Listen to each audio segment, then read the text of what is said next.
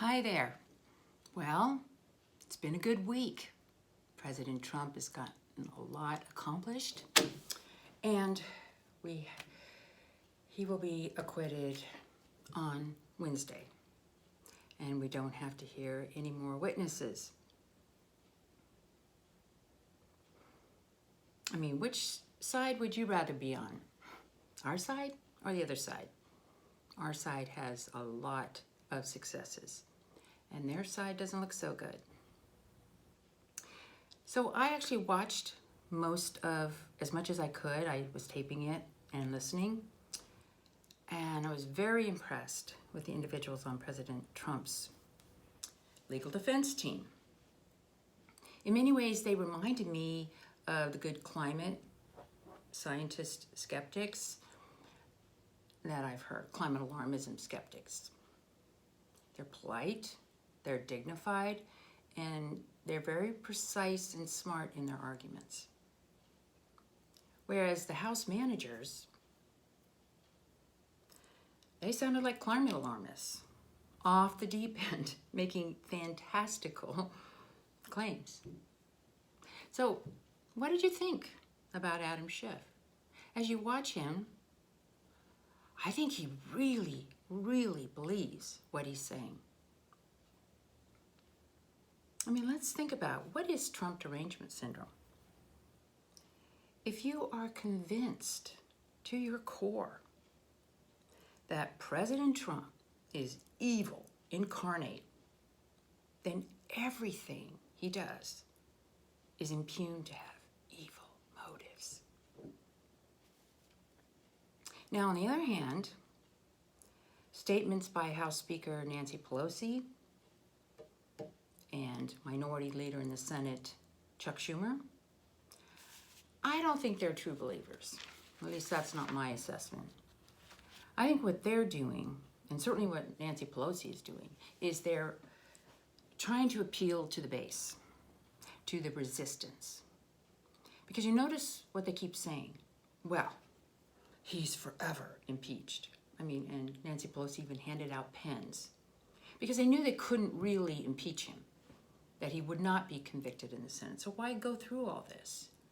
But you have to show that somehow they stained President Trump.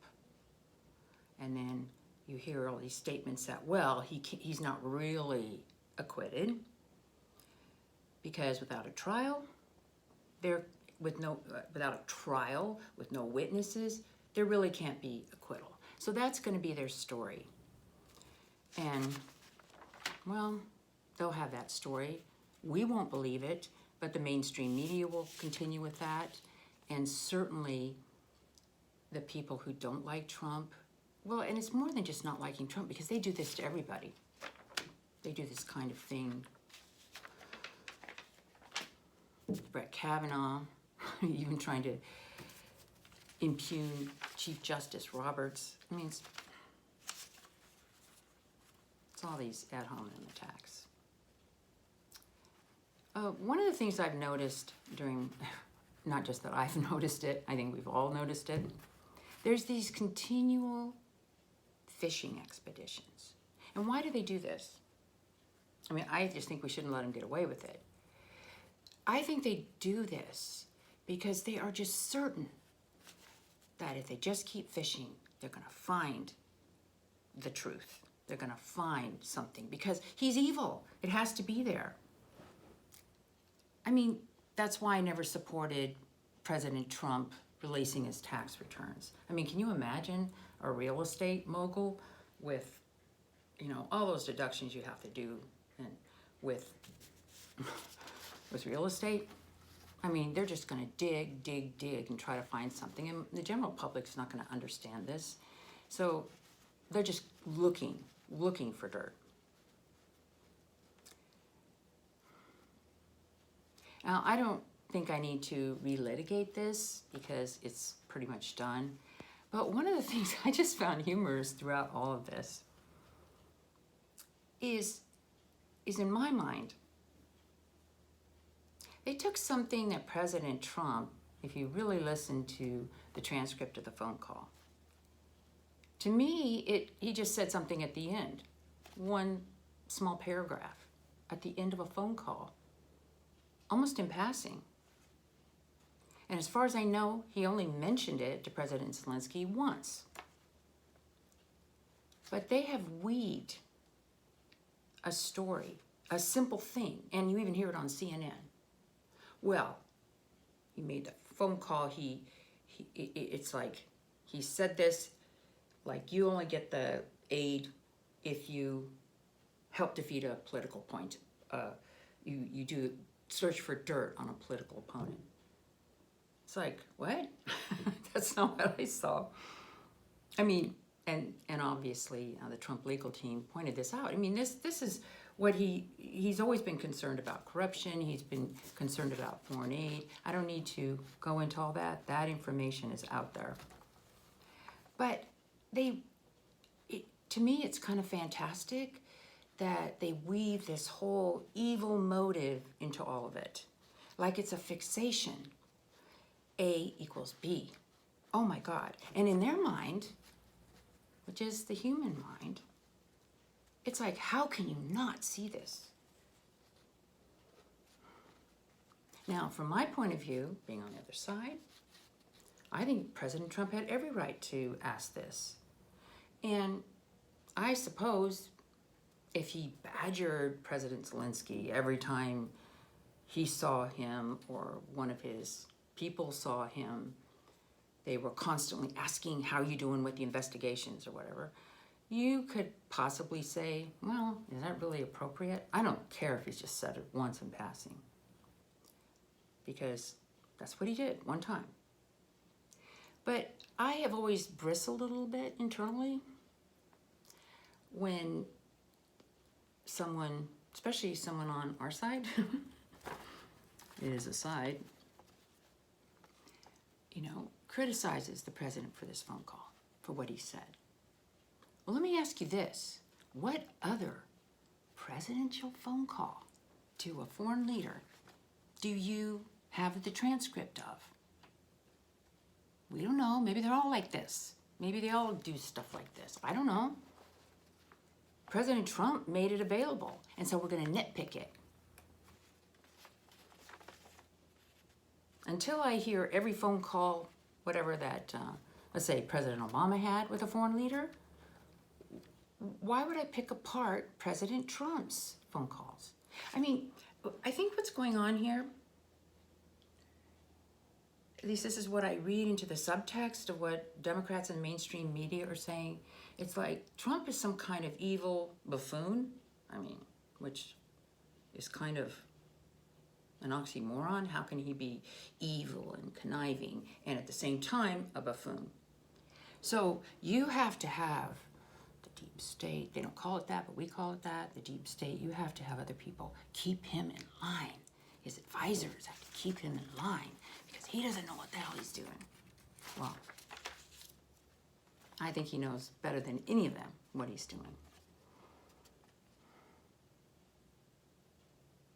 And here's another thing that I actually think is kind of funny. Do you really think that President Trump needed Ukraine's help for him to defeat Biden? Biden is so defeatable. It would be easy for Trump to run against him. Come on. He doesn't need anybody's help. He'll just,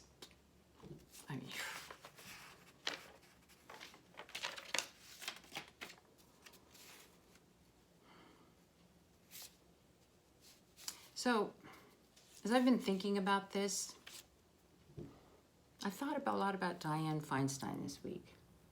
Because I really, even though we're on different sides of the aisle now, and I don't really like what she did with Kavanaugh, although I think, I don't know how that happened. But she's a smart woman, and she's an independent woman.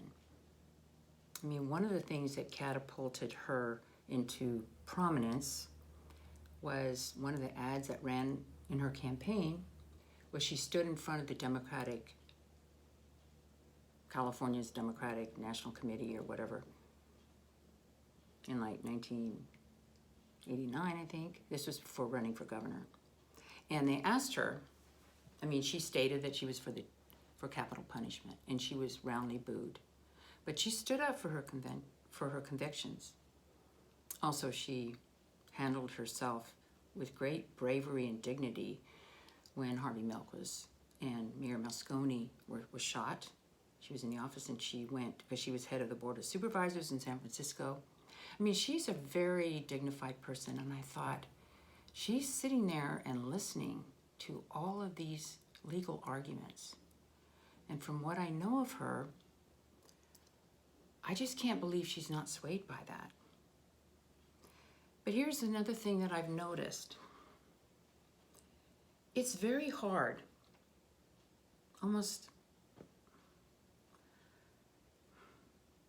it's very hard to go to work every day and be with a group of people and be the one lone voice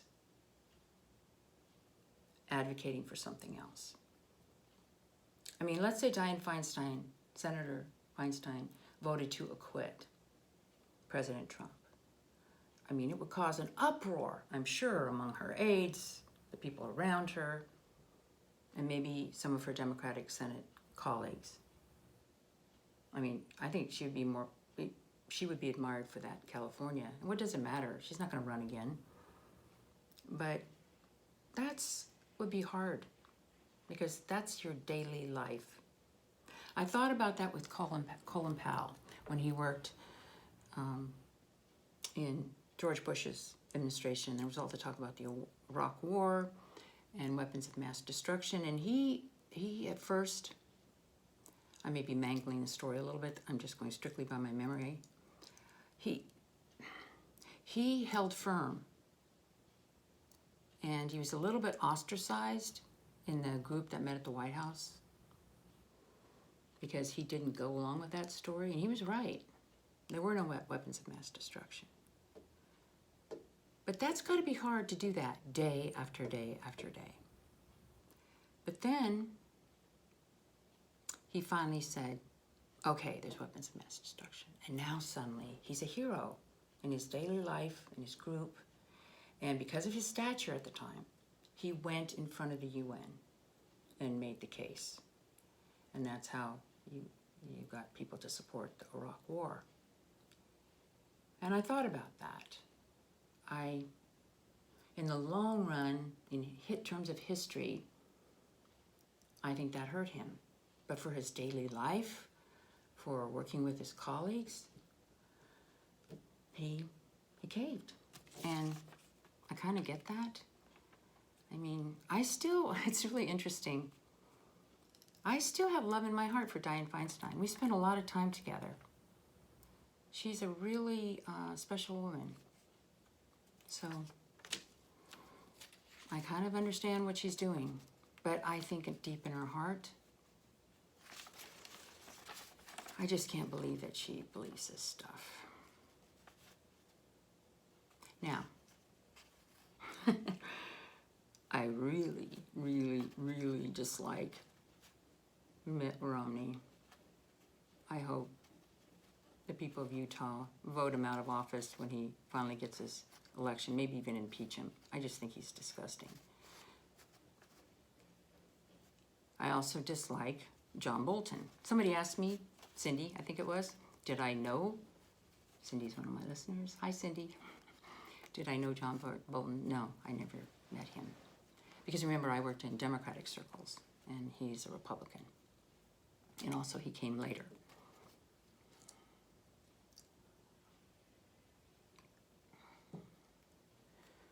But both of them feel like treacherous weasels to me. They do. Treacherous weasels. Ooh, Mitt Romney kind of makes my skin crawl. What? I can kind of understand what John Bolton's thinking, because he'll get on the talk shows, he'll sell a lot of copies of his book, and he'll be able to be a proponent of the things that he believes, because obviously if he disses President Trump in any way, they'll have him on CNN, MSNBC. But what is Mitt Romney thinking?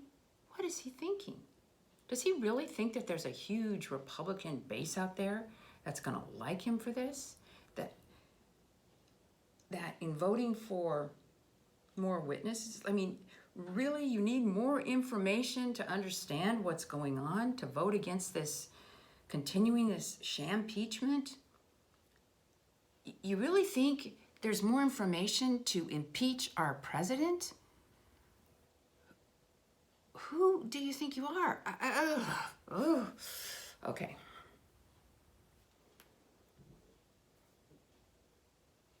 And then, let me just say my own opinion, okay? Who cares what John Bolton says? And let's go worst case here. What if it could be proved, absolutely proved, that President Trump told him that aid should be withheld? So what? What were President Trump's actions? I mean, I don't care what President Trump is thinking or banding it around as a possible in private, in discussions. I mean, that's what a good executive does. And Trump thinks like a business executive. You toss out ideas, you go back. I don't care. That does not matter. What matters is, what do you actually end up doing?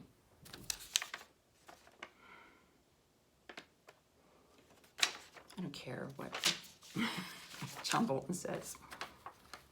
Okay. I'm really polling, okay? So first of all, when they were saying that, oh, I don't know, what was it? 70%, 75%, I don't remember the number, but people want witnesses. It all depends on how the question is asked during the polling. I mean, most people, what, you're having a trial? What? And shouldn't you have witnesses? Shouldn't you call witnesses? Well, yes, I want witnesses called. So unless I know exactly how that question is phrased when it's asked, it's a meaningless answer. Oh, I just had to fast forward every time if I was listening and Juan Williams came on, he kept bringing up that statistic, that polling data. It's like, oh, please, enough already. But in other cases, as best I can tell, among the general public, if you don't like our president, that means he should be impeached. Well, what kind of message does that send? I mean, we are really dumbing down our population here. I mean, I see parallels here with our whole climate change issue. For example, I have to admit, my head kind of exploded. I just couldn't listen to these people. When I heard Wolf Blitzer, he's been around a long time. And he's always stayed and somber. He didn't seem like a crazy guy on CNN. But I saw him once talking about, more recently, Hurricane Dorian, and saying that hurricane was caused by climate change. And I thought, how is that possible? Oh my God. So climate alarmism and impeachment are making people, I don't want to say stupid. It's crazy.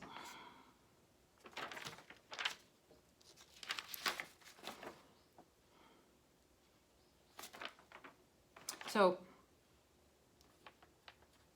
one of my goals here, for me personally, is I want to be nimble on my feet. I don't want to be someone who, I've said this before, complains about how people are. I mean, this is the human brain. It's a marvelous, marvelous thing. And we have shortcuts in our brain. That's how it works. And it's marvelous. If you had to think through pros and cons of everything, you'd be paralyzed. Our brains are great in making shortcuts. We need that. And with all this information overload, we need shortcuts. My goal is to work with what we have. Not to complain and moan, not to say people should be more rational. I mean, we're not computers, okay? I don't like those arguments. And the people who argue that people should be more rational, sometimes they're completely blind to their own unconscious motivations.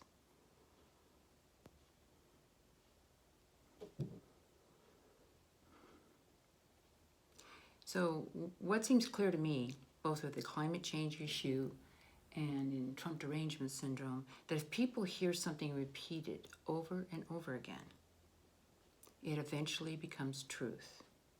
And I'm not the first person by any stretch of the imagination to notice this fact, but I mean, if we didn't do that, if we didn't kind of think things are true because we've heard it over and over again, I mean, life would become impossible. So in most cases, that's a good thing, you know, but not in these cases. As many of you know, I'm not big on eating junk food. I tried hard not to do that. I like to stay healthy. But I've also recognized that I'm careful about what I put in my brain. There's junk food for your mind, for your brain. So I think about what I allow to get into my brain. And in my mind, the mainstream media and what the Democrats are saying has now become junk food for the brain. I mean, it actually makes you, I was just reading about Brexit, in which yay, it passed and it's done. But the mainstream media in Great Britain does the same thing over there in terms of presenting a narrative to the public. So they had no idea really about how many people in Great Britain supported this. It actually makes you, I mean, if you listen to the mainstream media, if you're somebody who reads the mainstream media and the newspapers, you don't realize the narrative that you're being told over and over again. And you actually start thinking it's true. You think you're educated, okay? You're so smart, but you're not. I think the people are smarter that don't read that stuff. I mean, I don't think very many people listened at all to the whole impeachment thing. Oh, but the intellectuals did. We're so smart. Now, in terms of junk food, I also feel the same way when I listen to angry, mean rants. And that's what I really try not to do in these videos. I also don't like to listen to angry, mean rants in private. I don't like to do that in private. Because if you do it in private, like let's say I'm saying one thing to myself or my friends or people I'm talking to in private, but I don't want to say it in this video. Well, then I have to filter myself. I can't be myself. And really, that's what politicians have to do. And that's why they come off as so stiff. They have to be careful about what they say. But if what you present to the outside world is actually what you present to your internal world, there's not that break. So that's why someone like President Trump or even Bernie Sanders, they come off as more authentic and real because what they say inside or to their close circle of friends is what they also say to the public. And we can sense that. So that's what I try to do. Now, as many of you know, I will no longer watch any Scott Adams videos, period. Now, I admire someone who can put themselves out there. I mean, I'm doing that, but I just do it once a week for a half hour. And even it's a privilege, but it's difficult. It means work. It's something to get your thoughts organized. I don't know how organized they are, but you try to get them a little bit organized. So I don't want to say rude things about him. He can say whatever he wants to say. It's up to me to decide whether I want to listen to him or not. So I'm just telling you, I'm not listening to him. And one of the ways you can look at this is to vote with your feet. If you don't like the service at a particular store, you walk away. You go to, I remember once making a doctor's appointment, and I was there on time, and they kept me waiting for an hour, and I got up and walked out. And they were shocked. Like, you're not going to sit there and wait? No, my time is valuable, okay? I'm not going to go to a doctor that keeps me waiting for an hour for no good reason. No way. Another way you could look at it is take someone off your radar screen. You don't have to listen to someone. Just like if you don't like my videos, don't watch them. Nobody's forcing you. That's why I don't like these like and dislike buttons. I admit that I did put a dislike on the last video I listened to of Scott Adams, but that's the only time I've ever done that. I don't even understand why that button is there. It's not like anybody's forcing you to listen to it. Just don't watch it. If you don't like it, go somewhere else. Listen to someone else. You know, it's our choice. But why would I go on there and just diss him? I did a little bit in my comment, but I'm not going to do it anymore.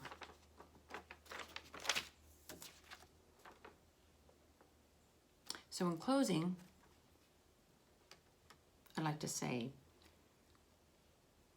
I fully expect the mainstream media and the Democrats, to keep up this steady drumbeat.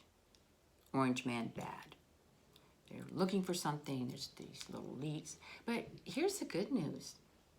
And I've been noticing this as I listen to commentary, is that we're on to them now. We're on to their playbook. This is what they do. They have these selective leaks just at the right time, at the last minute. And then the other thing they do is they have these incredible ad hominem attacks. Now, I first noticed this. I mean, it really was a valuable experience doing my investigation into the whole climate alarmism thing. Is they don't attack the argument. They attack the character and the motives of the people making the argument. I mean, look what they're trying to do. They were getting ready to attack John Roberts, Chief Justice. I mean, it's disgusting.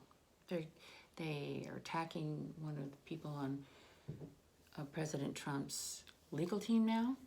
I mean, they're just constantly attacking the people. And of course, you know, they try to, Attorney General Barr,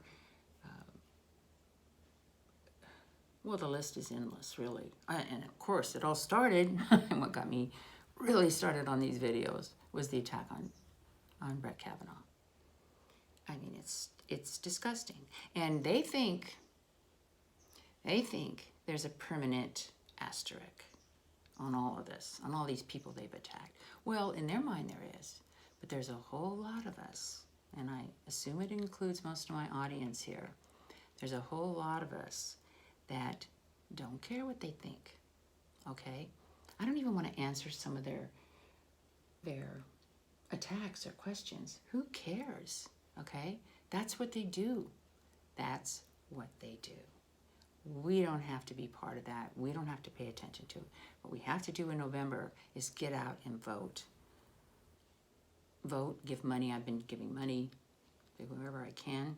I mean, as much as I can, to political campaigns to get more Republicans elected. Definitely in the House, so we can stop all these investigations.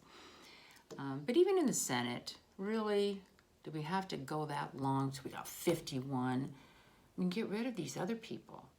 These, you know, the Mitt Romneys, even Susan Collins. What a disappointment. What a disappointment. You got to pick your team. You can't try to straddle it. If you straddle it, nobody likes you. It's a team sport now. This is the game today. This is the way it goes. Who knows what it'll be like 10, 20 years from now with different technologies. But I love that we have these technologies today. I mean, I can just put my iPhone on this easel and talk to it for a half hour, upload it to my iPad. Well, you don't have to upload it. That takes just a moment. AirDrop it to my iPad, and then upload it to the internet, which takes anywhere from 4 to 8 hours. And I have some people who like to hear what I have to say. So I do appreciate all of you that like listening to what I have to say. It's really an honor. It's really an honor. And I hope my goal is to always leave you feeling better and not worse after you hear what I have to say. Because this life is all we have here. So let's enjoy it. Thanks for listening.